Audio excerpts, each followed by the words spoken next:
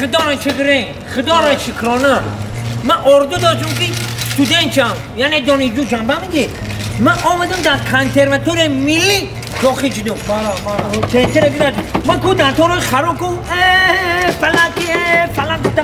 خوندم میرفتم منم که قرم سختی میزدم همین دیگه که باشه که تنعت در دل آدم هم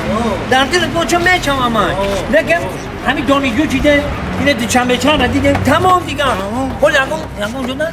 یکم چه خوردن در من کشنم موندم ما میخی نگم چی کشنم همه کاری میره سنبیزه نمیتون جر کل جمع کنه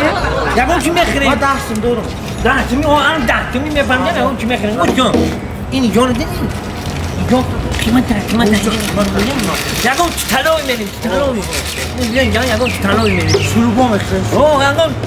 یکم تمام دمه چوربا اوچنگی بردار خورتان میخیره شروبا همزومه خورتان میخیره من همین گلاونی هم دیگر فهمی چه آینده خوندن در کن آینده صنعت تاجیک در نتی مو من اینجا میدونیم اینجا تنها میدونیم اینجا سلام علیکم افا نه توده؟ نه این تلوی تو نگم اوقات چوربای داره؟ نه که تو اینجا فقط کلیانباره چی میگم؟ کلیانبار؟ نمیشه اپا جان بخشی مال جاش دومدگی نته ما در قرطان خونه در کنم جا دارید در قرطان خونه بالا در؟ بالا در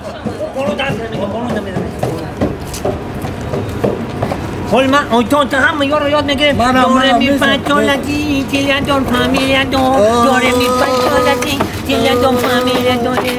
حال آیتان تا یاد میگم حافظی پنج میچم اکنه که شنات میچم جونم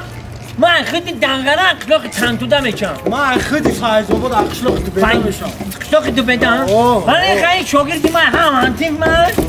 قبلا در تا مونده چینی بخمیدم گوش کن این همانتیم من هم شاگرد من این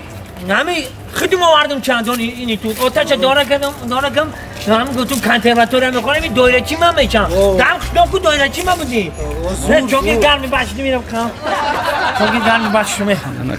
دنخه هوا گرم ایدن این دنخه شاگرد من بته همه ختمتر میکنه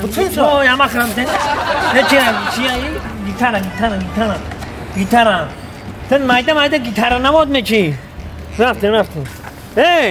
فایده بود اخلاق دوبیده بودن این شاگرد من خودم دایره چی کده تمشم اگر حافظم من حافظی پاپولر نیچم این شاگرد همه وقت دبر مای دایره چی میکنم منم قطعا چون که تم بتن چم الان خان دادن شاگرد لیکن در حقیقت بار یک خره بارد کردیم ده بار یک خره نه بار 2 خره